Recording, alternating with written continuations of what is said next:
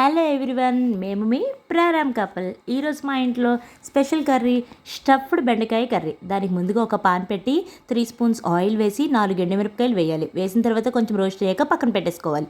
తర్వాత అదే పాన్లో 1 స్పూన్ మినపప్పు, 2 స్పూన్ శనగపప్పు వేసి కొంచెం మిక్స్ చేయాలి. మిక్స్ చేసి కొంచెం వేగిన తర్వాత అదే పాన్లో 2 స్పూన్ల శనగ పలుకులు, అదేనండోయ్ పల్లీలు వేసి 2 స్పూన్లు నువ్వులు వేయాలి. 2 స్పూన్స్ నువ్వులు వేసిన తర్వాత 1 స్పూన్ జీరా వేసేసి తర్వాత 1/2 స్పూన్ పసుపు వేసేసుకున్న తర్వాత 1 స్పూన్ ధనియాలు, మనకు కావాలంటే వెల్లుల్లి వేసుకోవచ్చు, వద్దంటే మానేయచ్చు, అది ఆప్షనల్.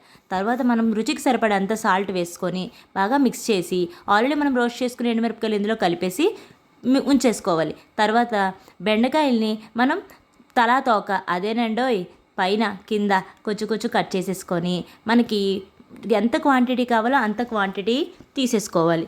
తీసుకున్నవి మన కర్రీ ఏంటి, స్టఫ్డ్ బెండకాయ. సో స్టఫ్ అంటే ఏం చేయాలి, డాక్టర్స్ లాగే ఆపరేషన్ చేయాలి. ఆపరేషన్ చేయడానికి మరీ కిందకి పైకి ఫుల్గా కట్ అయిపోయేటట్టు చూడకుండా మధ్యలో మాత్రమే కట్ అయ్యేటట్టుగా, అదే నేను స్క్రీన్ మీద చూపిస్తున్నాను చూడండి. సో అలా కొంచెం కట్ అయ్యేటట్టు చూసుకోండి. ఆల్రెడీ మనం వేపుకున్న మసాలా మొత్తాన్ని కూడాను మనం మిక్సీ చేసుకోవాలి. మిక్సీ అంటే ఫుల్గా కాదు, కొంచెం కచ్చాపచ్చా, చూడండి స్క్రీన్లో చూపిస్తున్నాను. సో అలా చేసుకున్న తర్వాత ప్రతి బెండకాయకి తీసి ఆపరేషన్ చేయాలి. ఆపరేషన్ అంటే ఆల్రెడీ మన స్టఫ్ కోసం మనం మిక్సీ చేసుకున్నాం కదా, ఆ మసాలాని ప్రతి బెండకాయ లోపల కుక్ వేయాలి, అదే స్టఫ్ చేయాలి. స్టఫ్ చేసిన తర్వాత ఒక పాన్ పెట్టి పాన్లో ఒక 5 to 6 స్పూన్స్ ఆయిల్ వేసేసి బెండకాయలు, మనం ఆల్రెడీ స్టఫ్ చేసుకున్న బెండకాయలు, మనకు కావాల్సినంత క్వాంటిటీ సరిపడేంత బెండకాయల్ని పాన్ మొత్తం పెట్టేసుకోవాలి.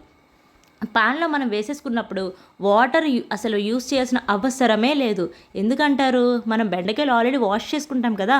సో దాని నుంచి వచ్చే వాటర్ మనము స్టార్టింగ్ హై ఫ్లేమ్లో పెట్టినప్పుడు దాని నుంచి వచ్చే వాటరే మనకి ఈ బెండకాయలు కుక్ చేయడానికి, బాయిల్ అవ్వడానికి సరిపోతుంది. మనం వాటర్ ఎక్స్టర్నల్గా యూస్ చేయాల్సిన అవసరం ఏమీ లేదు. మనం కావాల్సినంత బెండకాయలన్నీ, స్టఫ్డ్ బెండకాయలు అందులో పెట్టుకున్న తర్వాత క్లోజ్ చేసేసుకొని ఉంచుకోవాలి. సో నా దగ్గర ఆల్రెడీ కొంచెం మసాలా నేను కొంచెం ఉంచేసుకున్నాను.